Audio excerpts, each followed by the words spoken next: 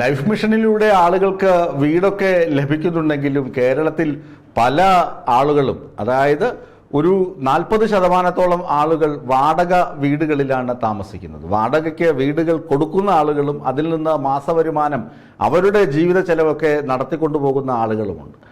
അങ്ങനെ തൃക്കണ്ണാപുരത്ത് ഒരു വ്യക്തി, അദ്ദേഹത്തിൻ്റെ പേര് സോമരാജ് എന്നാണ്.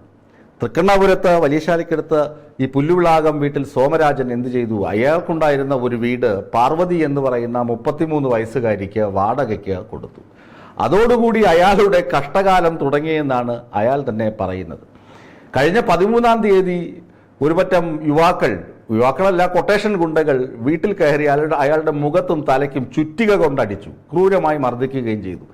ജീവച്ഛവമായി കിടന്ന സോമരാജനെ അയൽക്കാരാണ്, ഇയാളുടെ നിലവിളിയും കേട്ട് അയൽക്കാർ ഓടിക്കൂടിയപ്പോൾ ഈ വന്ന ഗുണ്ടകളൊക്കെ സ്ഥലം എസ്കേപ്പായി.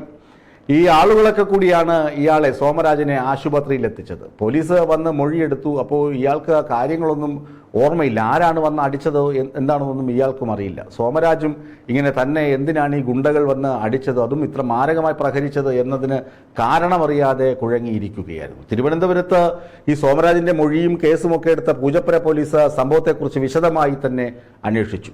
CCTV ദൃശ്യങ്ങളുടെ സഹായത്തോടുകൂടി ഈ സമയത്ത് ആ വഴി, ഈ സോമരാജിൻ്റെ വീടിൻ്റെ മുൻഭാഗം വഴി കടന്നുപോയ വാഹനങ്ങളുടെ നമ്പരൊക്കെ പരിശോധിച്ചു. അപ്പോൾ ഒരു ഇരുചക്ര വാഹനത്തിൻ്റെ നമ്പർ പോലീസിൻ്റെ ശ്രദ്ധയിൽ ഉടക്കി.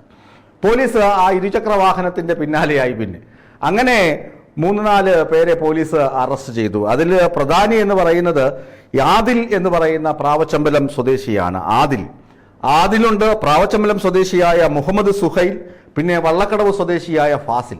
ഇവർ 3 പേരെയും പോലീസ് കസ്റ്റഡിയിലെടുത്തു. എന്താണ് നിങ്ങളും സോമരാജനും തമ്മിലുള്ള പ്രശ്നം? സോമരാജനെ നിങ്ങൾ തലക്കടിച്ച് കൊല്ലാൻ ശ്രമിച്ചത് എന്തിനാണെന്ന പോലീസിൻ്റെ വ്യക്തവും വിശദവുമായ ചോദ്യം ചെയ്യലിൽ ഈ സുഹൈൽ ഒരു കാര്യം വെളിപ്പെടുത്തി. സുഹൈൽ പറഞ്ഞു, എനിക്ക് പാർവതി എന്ന ഓമനപ്പേരുള്ള ഒരു യുവതിയുമായി അതിഭീകരമായ സൗഹൃദമാണ്. ഈ പാർവതി സോമരാജൻ്റെ വീട്ടിലെ വാടകക്കാരിയാണ്. സോമരാജനോട് പോലീസ് തിരക്കി, എന്താണ് പാർവതി നിങ്ങളുമായിട്ടുള്ള പ്രശ്നം? അപ്പോൾ പോലീസിനോട് സോമരാജൻ പറഞ്ഞു, സാറേ ഞാൻ നേരത്തെ തന്നെ പരാതി തന്നിട്ടുണ്ട്, ഇവരോട് പലതവണ വീടൊഴിഞ്ഞു പോകണം, വീട് മാറണം എന്ന് ഞാൻ ആവശ്യപ്പെട്ടു, ഇവർ വീടൊഴിയുന്നില്ല. ഈ പെണ്ണുങ്ങളെ കൊണ്ട് എനിക്ക് ഇരിക്കപ്പുറതിയോ കിടക്കപ്പുറതിയോ ഇല്ലാത്ത അവസ്ഥയാണ്. ഇവരെ എങ്ങനെയെങ്കിലും വീട്ടിൽ നിന്ന് ഒഴിവാക്കി തരണമെന്ന് ആവശ്യപ്പെട്ട് ഞാൻ പോലീസിന് പരാതിയും നൽകിയിട്ടുണ്ട്. അപ്പോഴാണ് പോലീസ് ഓർത്തത്, ശരിയാണല്ലോ, ഈ സോമരാജൻ പരാതി നൽകിയിട്ടുണ്ട് ഈ പെണ്ണിനെതിരെ. പാർവതിക്കെതിരെ സോമരാജൻ പരാതി നേരത്തെ പോലീസിന് കൊടുത്തിരുന്നു. ഈ പോലീസിന് പരാതി കൊടുത്തു എന്ന് പാർവതി അറിഞ്ഞു. പക്ഷേ പരാതി സ്വീകരിച്ച പോലീസ് അപ്പോഴൊന്നും അനങ്ങിയില്ല. സോമരാജന് അടികൊണ്ട് ചാകാൻ കിടന്നപ്പോഴാണ് പോലീസിന് ബോധോദയം ഉണ്ടായത്, ഇത് ആ സോമരാജനാണ്. പാർവതിക്കെതിരെ സോമരാജൻ നേരത്തെ പോലീസിന് പരാതി കൊടുത്തു. ഇതറിഞ്ഞ പാർവതി എന്ത് ചെയ്തു? പ്രാവച്ചമ്പലംകാരനായ സുഹൈല് തിക്ക് ഫ്രണ്ട്സാണ് ഇവർ തമ്മിൽ, ഭയങ്കര ഫ്രണ്ട്സ്, അടിപൊളി കമ്പനിയാണ്.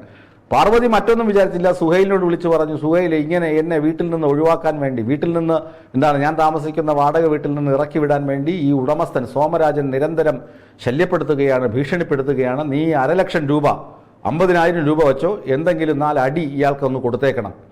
സുഹൈൽ സന്തോഷത്തോടെ 50,000 രൂപ വാങ്ങി പോക്കറ്റിൽ തിരികി. എന്നിട്ട് 2 കൂട്ടുകാരെ വിളിച്ചു. ആരൊക്കെ?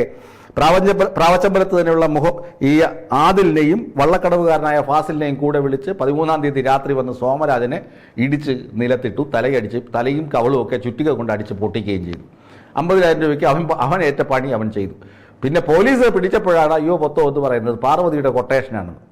ആലോചിച്ച് നോക്കണം. ഞാൻ ആദ്യം ഒരു കണക്ക് സൂചിപ്പിച്ചല്ലേ, ഏകദേശം 40% ആളുകളും വാടക വീടുകളിൽ തന്നെയാണ് താമസം. പിന്നെ കുറേ അധികം ആളുകൾ സ്വന്തം വീട്, കൊട്ടാരം പോലെയുള്ള വീടുകൾ കെട്ടി പൂട്ടിയിട്ടിട്ട് വിദേശത്ത് ജോലി ചെയ്യുന്നുണ്ട്. ആ കൊട്ടാരം പോലത്തെ വീടുകൾ കാട് കയറി നശിക്കുന്നുമുണ്ട്.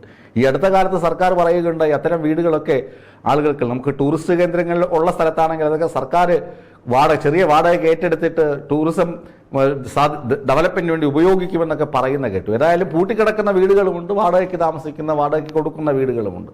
ഈ വാടകക്കാരിയെ ഒഴിപ്പിക്കാൻ ശ്രമിച്ച സോമരാജന്റെ കാര്യമാണ് കഷ്ടത്തിലായത്. ഏതായാലും തിരുവനന്തപുരം ആകെ നടുക്കത്തിൽ തന്നെയാണ്. ഇങ്ങനെ ഒരു 33-കാരി കൊട്ടേഷൻ കൊടുത്ത് സോമരാജനെ കൊല്ലാൻ ശ്രമിച്ചതിൽ വലിയശാലക്കാർക്കും വലിയ അതൃപ്തിയും പേടിയും ഭയവും ഒക്കെ ഉണ്ട്.